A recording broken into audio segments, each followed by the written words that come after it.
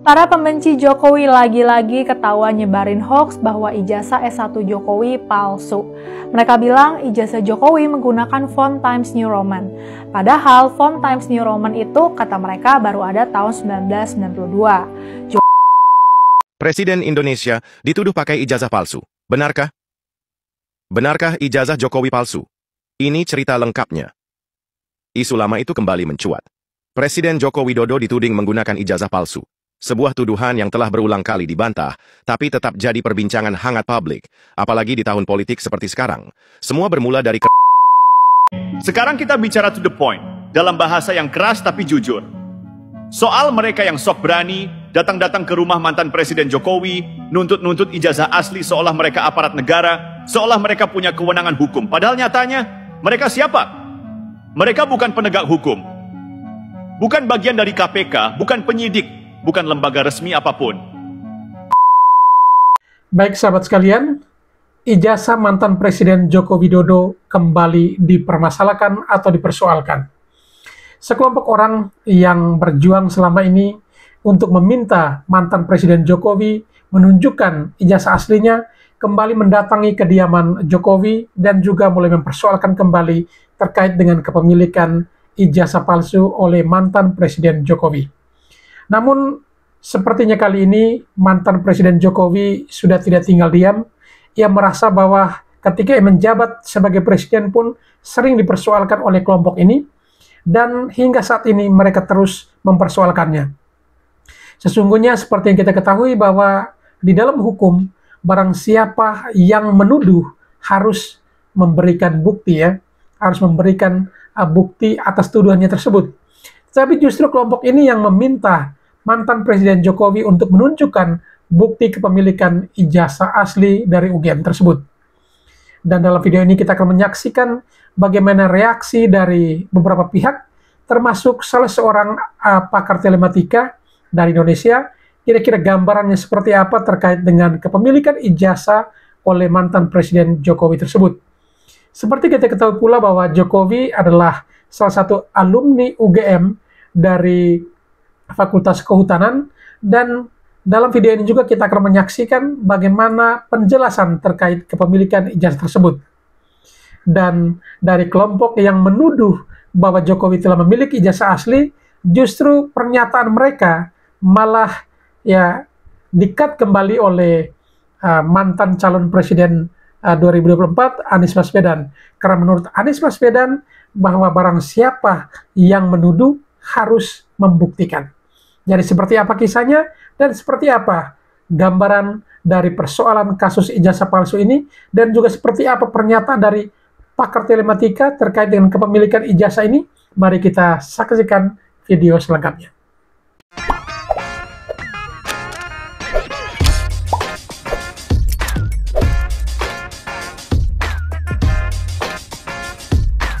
Para pembenci Jokowi lagi-lagi ketahuan nyebarin hoax bahwa ijazah S1 Jokowi palsu. Mereka bilang ijazah Jokowi menggunakan font Times New Roman. Padahal font Times New Roman itu kata mereka baru ada tahun 1992. Jokowi lulus UGM pada 1985. Jadi artinya ijazahnya nggak bisa pakai font Times New Roman. Akun @blank0429 menyebut font Times New Roman baru digunakan pada Windows 3.1 yang dirilis di tahun 1992. Ijazah Mukidi 100% palsu, tulisnya. Mukidi katanya lulus UGM tahun 1985, tapi ijazah Mukidi menggunakan font Times New Roman. Font Times New Roman baru ada pada Windows 3.1 yang baru dirilis tahun 1992. Ijazah Mukidi 100% palsu, tulis akun itu lagi. Tuduhan itu sudah langsung disambut para pembenci Jokowi. Risman Hasiholan Sianipar, seorang alumni Fakultas Teknologi UGM, meyakini bahwa ijazah S1 Kehutanan yang diterbitkan UGM pada tahun 1985 adalah palsu. Ini juga didukung orang yang sering menyebut diri pakar telematika Roy Suryo, yang bilang dia sudah melakukan analisis yang sama sekitar 5 tahun lalu. Perdebatan ini akhirnya bikin akun ex Wikipedia berkomentar. Menurut Wikipedia, font ini adalah jenis huruf yang populer digunakan. Font ini merupakan huruf serif yang dipesan secara khusus oleh surat kabar Inggris The Times tahun 1931 lalu. Dengan kata lain, gak bisa lah dikatakan Times New Roman ini baru dikenal pada 1992. Isu ijazah palsu Jokowi sebenarnya udah berlangsung dari 2019. Ini terus memuncak pada Oktober 2022 ketika seorang warga laporin Jokowi atas tuduhan ijazah palsu demi pencalonan Jokowi sebagai presiden. Terus terang ya, klaim ijazah Jokowi palsu jelas sangat lemah. Times New Roman dibuat oleh Stanley Morrison dan Victor Larden untuk koran The Times di Inggris tahun 1931. Font ini awalnya digunakan dalam mesin cetak dan diadaptasi untuk berbagai teknologi penulisan. Emang benar, Microsoft baru masukin Times New Roman sebagai default font di Windows 3.1 di tahun 1992. Tapi itu hanya terkait komputer ya, dan bukan berarti font ini nggak ada sebelum itu. Mesin ketik IBM Selectric atau 1961 dan model lainnya udah punya bola huruf atau typo dengan font yang serupa dengan Times New Roman. Banyak dokumen resmi dan akademik dari era 1980-an udah pakai font yang mirip dengan TNR. Meskipun bukan versi digital kayak komputer sekarang ya. Percetakan universitas bisa aja pakai teknologi yang memungkinkan mereka mencetak ijazah dengan font serupa Times New Roman. Banyak institusi termasuk universitas mencetak ulang atau mendigitalkan dokumen lama menggunakan font modern. Kalau ijazah Jokowi yang tersebar di internet adalah salinan hasil cetak ulang, wajar font yang muncul TNR versi digital. Intinya bisa aja pihak kampus pakai mesin ketik atau teknologi percetakan yang memiliki font mirip dengan Times New Roman pada 1985. Pihak UGM udah mastiin kalau Jokowi itu lulusan sah Fakultas Kehutanan angkatan 1980 yang lulus tahun 1985. Pihak SMA Negeri 6 Surakarta juga udah konfirmasi bahwa Jokowi benar-benar pernah bersekolah di sana. Tuduhan bahwa ijazah Jokowi palsu ini jelas hoax. Yuk, jangan gampang kemakan hoax. Katanya jutaan rakyat ikut demo ijazah Jokowi, faktanya berkata lain. Diketahui, aksi demo tak berguna ini dipimpin oleh Amin Rais, Roy Suryo, dan Tifa. Yang bikin kaget, peserta demo didominasi oleh kaum lansia. Mungkin mereka gabut, nggak ada kerjaan di rumah, mau aja diajak demo.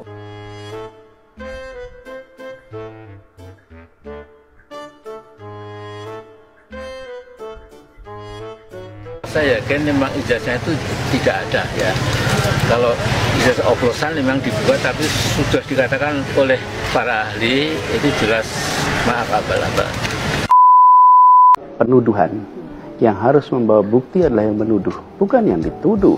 Di mana-mana itu kalau Anda menuduh, Anda bawa bukti. Habis energi semua orang kalau semua orang yang dituduh harus bawa bukti. Habis energi kita. Jadi yang harus bawa bukti adalah yang menuduh. Kalau Anda tidak bisa membuktikan tuduhannya, tidak bisa membawa bukti, ya batalin tuduhan itu.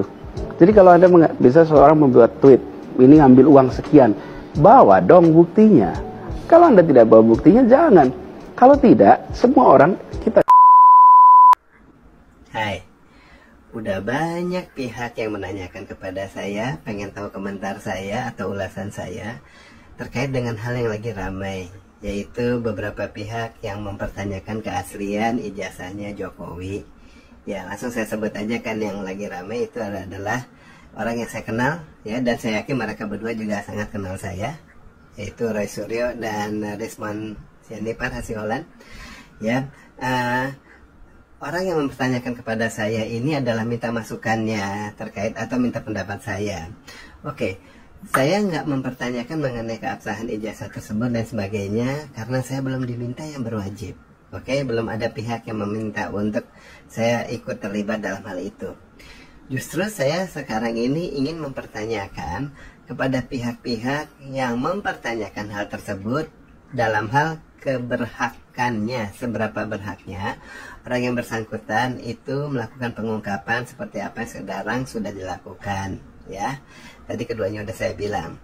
Oke, buat masyarakat juga supaya tahu, saya bukan temannya Roy Suryo maupun Rismon Sianipar Hasiolan ya, bukan. Ya, kami hanya saling kenal. Sama Roy Suryo sering ada di talk show. Walaupun kami juga sama-sama satu klub di Mercedes, tetapi dia serinya beda dengan yang saya, dan kemudian kelompok saya yang jalan-jalan juga chapternya beda sama dia, jadi bukan teman jalan. Begitu pula sama Rismon, itu cuma kenal waktu saat kita sama-sama diminta untuk memberikan keterangan ahli terkait kasus kopi cyanida. Jadi ketemu cuma 1 hari. Tapi kenal kan, cuma saya bilang bukan teman, supaya masyarakat tahu ya. Kalau teman itu kan teman kuliah, teman SMA, teman jalan, sehobi yang kemudian sering bertemu, nongkrong di mana, ketemu jalan. Nah itu bagi saya teman ya. Tapi kalau ketemu, saya hello aja, saling tahu aja, kita tahu kiprah masing-masing, ya udah itu saling kenal. Oke, saya tetap respect sama keduanya, ya kiprahnya juga baik, ya Rismon maupun Roy Suryo. Cuma yang saya pertanyakan adalah seberapa berhaknya. Dalam arti begini, ya sekarang misalnya langkah pengungkapan yang dilakukan oleh Rismon, Bung Rismon itu, kalau saya boleh rangkum, correct me if I'm wrong ya, Bung Rismon ya. Jadi kan Anda itu kan ke perpustakaannya UGM, kemudian masuk, minta data skripsinya, dan kemudian minta data, beberapa data yang di situ. Kemudian sama pihak yang bersangkutan, tanpa banyak dipertanyakan ini itu malah diberikan, tetapi Anda tidak memberitahukan siapa kan, memang cukup dijaga, perlu lah itu. Setelah Anda dapat datanya, Anda foto-foto, dan kemudian Anda lihat, Anda ulas, ternyata Anda punya ulasan, Anda punya temuan yang menurut Anda itu adalah tidak sah ataupun tidak benar, ya tidak sah, kemudian dipublikasikan ke masyarakat. Ini yang saya pertanyakan. Gini, saat Anda masuk ke sana memang tujuannya kan untuk menguji ya seberapa benar skripsinya dan lain sebagainya ya, data-data tersebut. Kalau kita yang benar sebagai seorang digital forensik, kita nggak atas inisiatif sendiri aja kemudian langsung masuk belasak-busuk ke sana, ini cari tahu ini itu. Menurut saya sih enggak gitu loh. Bahkan demikian pula pihak kepolisian yang bahkan sudah mempunyai hak, seperti misalnya contohnya yang kayak pihak yang waktu itu malah berseberangan sama saya, misalnya kayak Muhammad Nuh. Dia memang polisi yang memang tugasnya sebagai digital forensik. Jadi kemudian kalau dia melakukan pengecekan bisa, tetapi dia pun tidak punya hak untuk segera memeriksa kecuali atas permintaan atasan, atas penugasan khusus, misalnya mengungkapkan sesuatu bagian dari tugas dia. Nah itu baru dia bergerak ke arah sana, nggak seinginnya aja mau-maunya gitu. Itu yang normal. Dan kita-kita yang sipil, termasuk saya dan Rismon dan Roy, kita ini kan melakukan digital forensik pada saat diminta bantuan baik oleh hakim maupun oleh polisi ataupun pengacara, semuanya penegak hukum ya. Baru kita turun tangan melakukan pengujian. Nah, kalau tanpa diminta yang berwajib, tanpa orang pihak hukum, berarti apa yang kita lakukan itu menurut saya melanggar hukum. Karena kita menjadi orang sipil biasa, cuma memang mempunyai kemampuan untuk melakukan penelusuran, untuk melakukan pengujian digital, dan lain sebagainya. Ya kan? Nah, kemudian pada saat kita menerima penugasan, bila itu justru baru itulah kita seakan-akan mempunyai pangkat keberhakan untuk melakukan pengujian, dan bahkan tidak bisa dibilang tidak tersentuh karena apa yang kita lakukan sudah atas nama hukum. Dan penjelasannya kepada masyarakat harusnya juga dibatasi, dalam arti kita harus lihat mana-mana yang menjadi konsumsi masyarakat, mana-mana yang nanti menjadi ulasan untuk masuk ke hukum. Hal itu yang sering saya selalu ungkapkan, ya selalu istilah saya jelas sekali, saya bilang apa yang saya jelaskan selalu adalah nanti kalau yang demi hukum itu secara penjelasan hukumnya itu selalu demi hukum dan hanya kepada orang hukum. Jadi kalau sekedar pengacara aja atau siapalah dia seorang penegak hukum, bahkan polisi yang nanya, tetapi itu bukan demi hukum dalam arti bukan untuk penugasan, tidak ada suratnya, kejelasan surat tugas, dan kemudian bukan di pengadilan, saya nggak akan menjawab yang kayak gitu. Nah kalau ke media, yang saya jawab juga hal-hal yang umum, bukan hal-hal yang mendetail. Karena tetap yang namanya ketenangan publik ya, ketentraman publik itu tetap harus diutamakan. Jangan sampai yang kita ungkapkan hanya sekadar isu-isu dan kemudian penguatan hukumnya, dasar hukumnya nggak jelas, kemudian malah masyarakat jadi resah. Kalau saya sih menjaga diri saya kayak gitu. Ya itu kalau saya sih biarkan Anda juga mau melakukan, kalian mau melakukan hal yang kayak gitu ya bebas-bebas aja cara pikirnya. Itu yang bagi saya kayaknya membedakan saya dengan Anda gitu loh. Nah kemudian temuan yang dilakukan di situ, apakah memang waktu minta itu Anda bilang Anda mau menguji, ataukah diam-diam dulu nanya, habis itu kemudian setelah dikasih Anda lakukan foto-foto. Nah kalau dilakukannya diam-diam berarti apa yang lakukan itu salah. Karena pada saat rekaman tersebut bukan atas dasar hukum, tetapi sebagai sipil biasa aja. Ya status hukumnya rekaman tersebut lain. Beda kalau atas dasar hukum, udah ketahuan jelas, maka apa-apa yang kita rekaman di situ memang sudah mempunyai kekuatan hukum, bisa kita elaborasi lebih lanjut.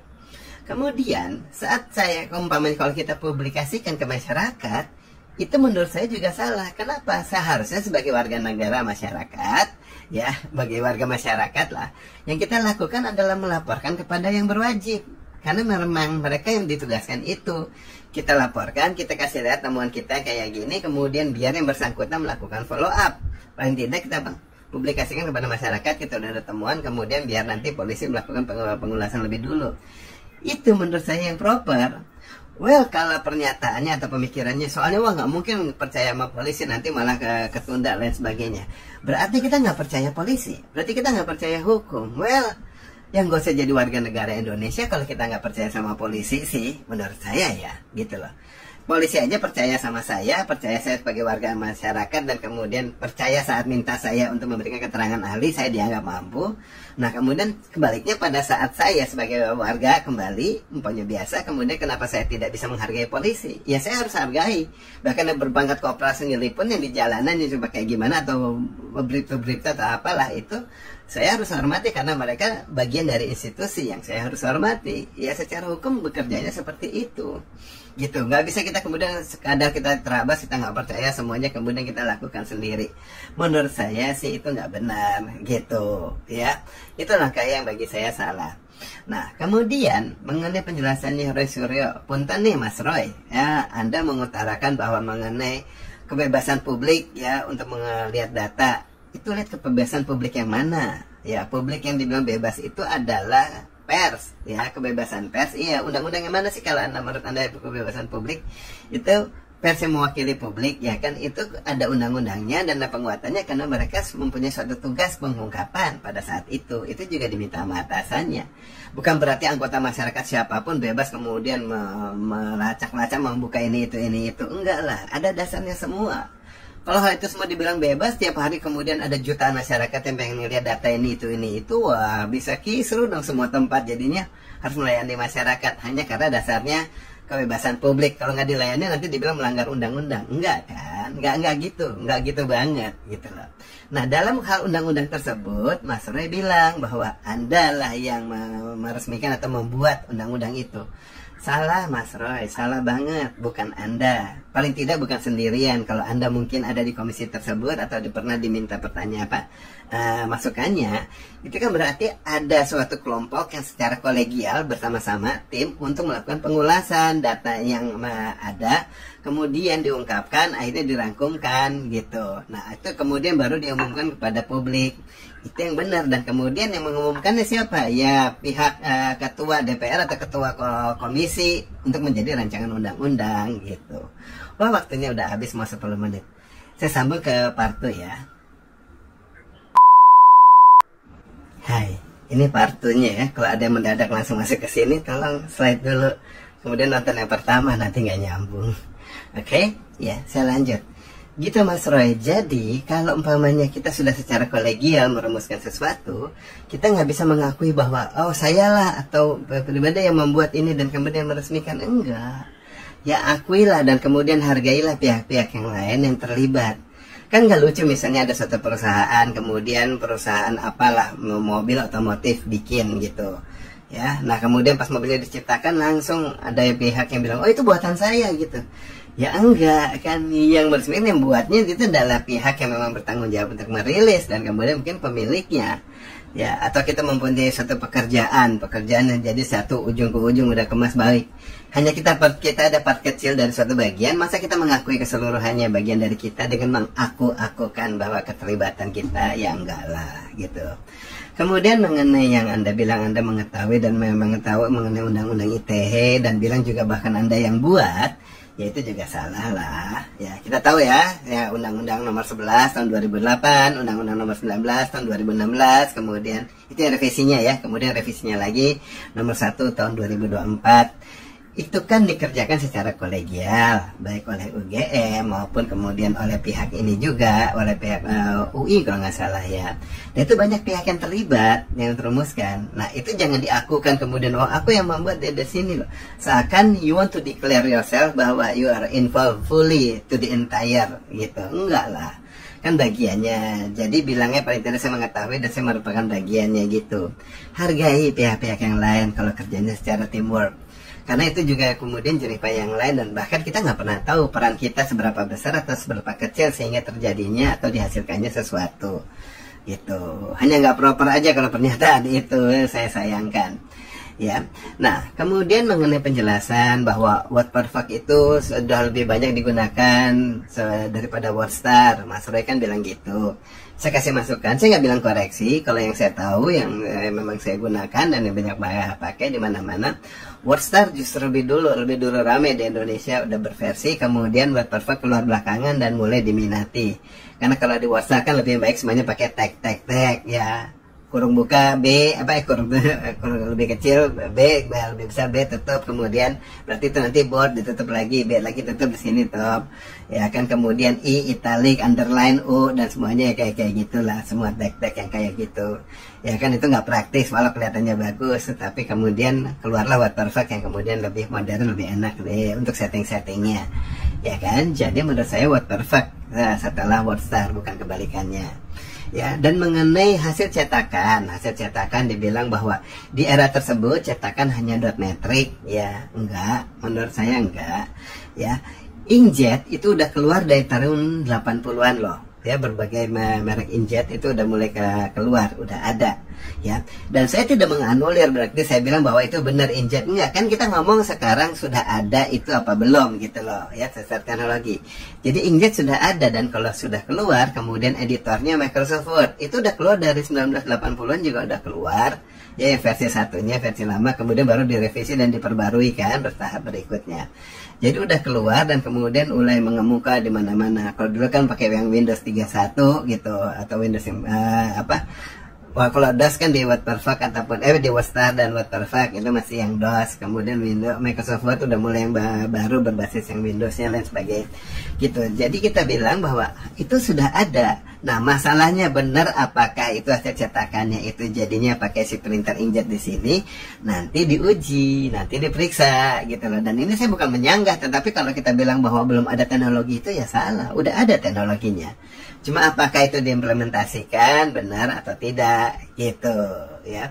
Mengenai Times New Roman, ya, Times New Roman itu udah lama banget ada, bahkan dari 1932-an kalau nggak salah itu sudah ada, ya kan. Nah tinggal sekarang apakah cetak-cetakan yang ada sekarang itu sesuai dengan Times New Roman yang seperti sekarang beredar apa enggak, itu harus diperiksa ujung ke ujung. Sedapat mungkin semua teks yang ada diperiksa, kalau bisa dicari dari mulai 26 huruf ya, dari A sampai Z-nya, kemudian segala spesial karakternya, baik titik, tanda plus, garis miring dan lain sebagainya, itu semua diperiksa. Itu untuk menguji, memastikan bahwa apakah pas saat kita bilang Times New Roman nanti betul apa kayak gitu apa enggak.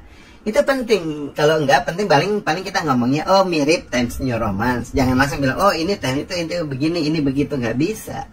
Ngulas tuh nggak kayak begitu menurut saya. Terlalu berlebihan. Saya nggak bilang Anda salah ya, Bung Rismon dan Roy, tetapi penjelasan kadang jangan perlu juga terlalu berlebihan ya. Kemudian masyarakat itu jadinya rancu. Kalau yang rancu yang bijak biasa, tetapi kalau yang culun-culun, masyarakat yang kurang pintar, saya bilangnya, nggak mau bilang bot, ya, yang kurang pintar itu kemudian terlalu bereaksi, wah ya gini, wah geruduk saja, wah gini, ya, bereaksi gitu kan.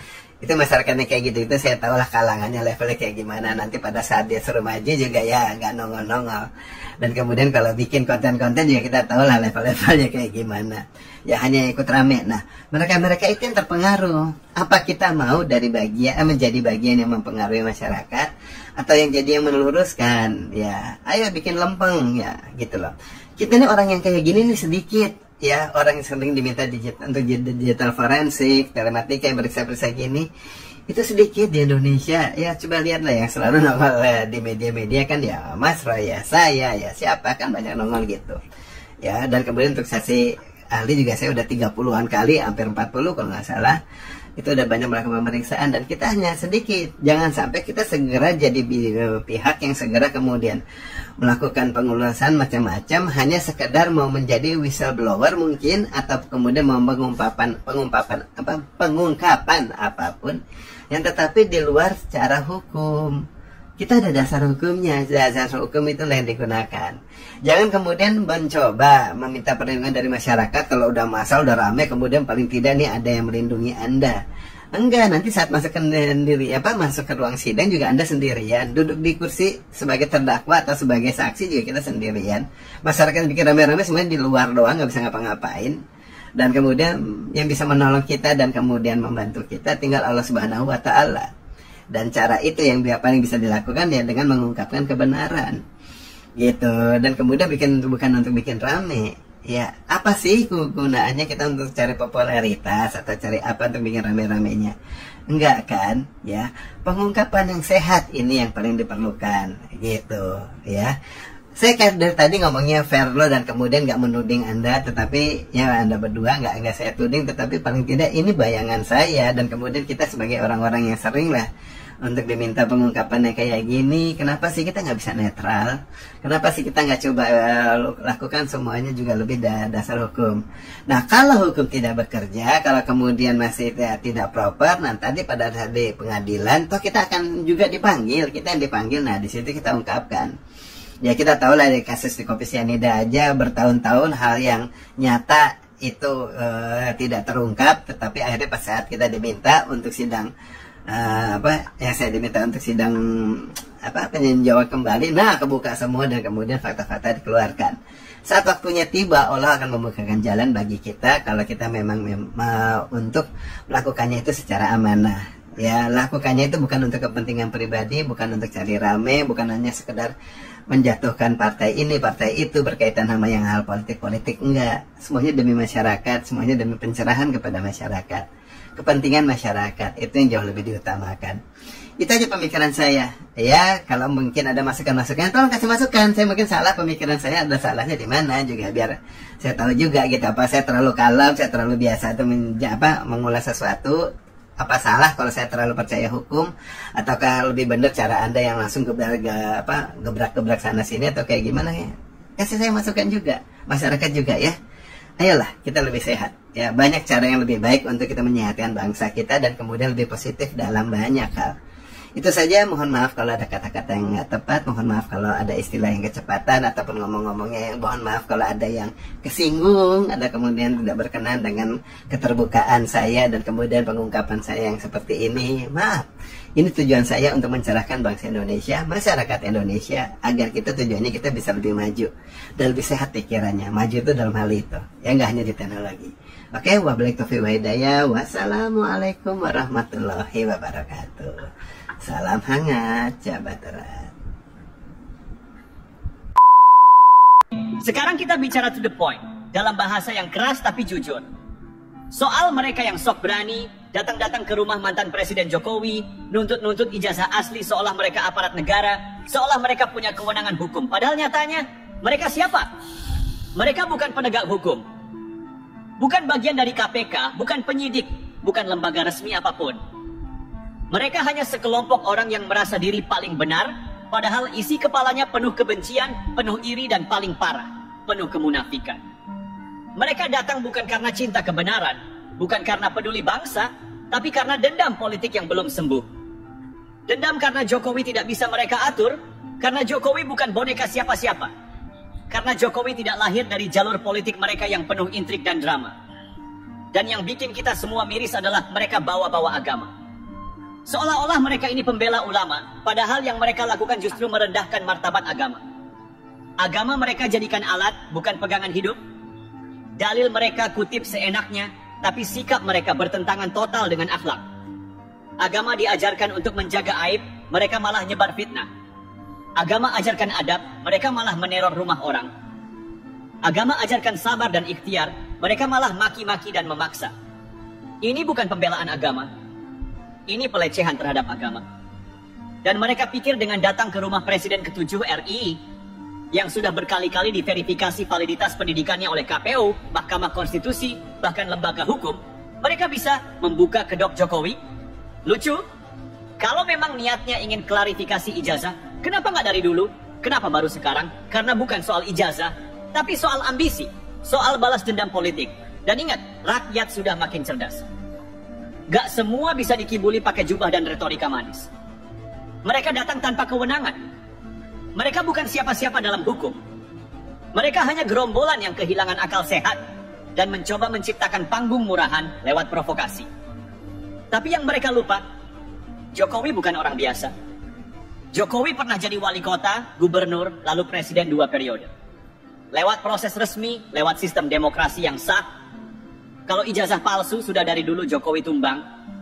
Kalau ada masalah hukum sudah dari dulu diproses, tapi tidak ada. Karena semua sudah sah, sudah selesai. Tapi mereka nggak pernah selesai menerima kenyataan. Dan sekarang mereka mau main hakim sendiri. Mereka kira hukum bisa dikendalikan pakai sorakan massa. Mereka kira dengan wajah garang dan teriakan lantang bisa ganti kebenaran. Mereka salah, sangat salah. Kalau bangsa ini dibiarkan diatur oleh orang-orang yang seperti itu, yang pakai agama buat nyerang, pakai fitnah buat naik panggung, dan pakai topeng suci untuk menyebar kebencian, maka hancur harga diri kita sebagai bangsa.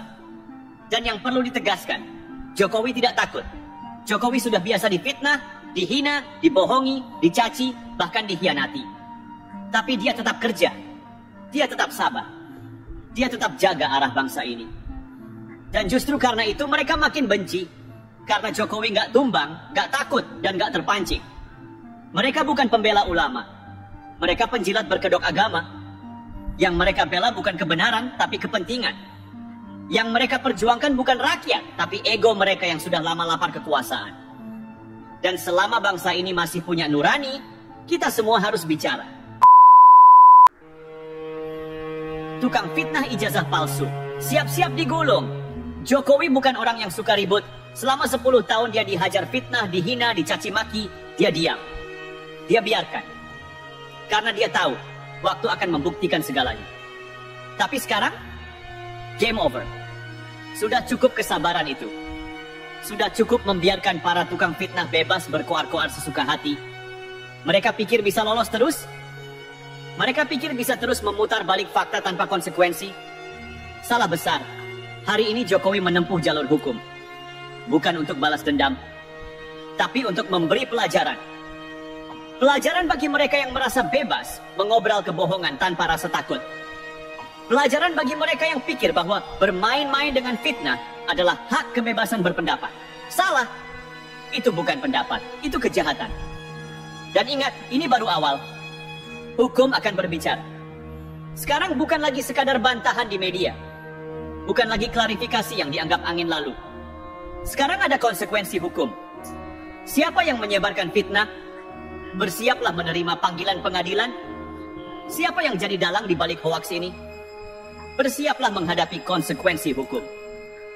Siapa yang merasa kebal, tunggu saja, hukum tidak buta. Ini bukan kertakan. Tim hukum Jokowi sudah bergerak. Laporan sudah masuk. Buktinya ada. Semua jejak digital sudah dikumpulkan. Siapapun yang selama ini merasa bisa bicara sembarangan di media sosial, mulai sekarang harus berpikir 2 kali.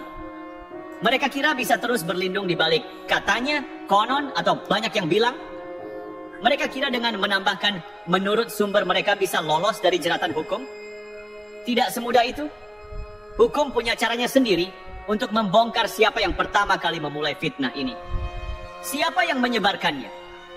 Siapa yang mendanainya? Semua akan terbuka. Orang-orang ini terlalu lama dimanja oleh kebebasan berbicara yang mereka salah gunakan. Mereka pikir demokrasi itu artinya bebas menghina, bebas memfitnah, bebas menjatuhkan orang dengan kebohongan. Sekarang mereka akan tahu bedanya. Jokowi tidak main-main. Dia sudah bersabar cukup lama. Tapi kalau kebaikan disalahgunakan, kalau kesabaran dianggap kelemahan, ya sudah. Waktunya menghajar balik lewat jalur hukum. Siap-siap saja, satu persatu akan tumbang. Dan setelah ini, tidak ada lagi ruang untuk fitnah murahan. Tidak ada lagi kebohongan yang dibiarkan tumbuh liar. Biar hukum yang berbicara. Mereka yang bicara tanpa fakta akan jatuh karena fakta. Sekarang para pemfitnah mulai panik. mulai gugup, mulai saling lempar tanggung jawab. Presiden Indonesia dituduh pakai ijazah palsu. Benarkah? Benarkah ijazah Jokowi palsu?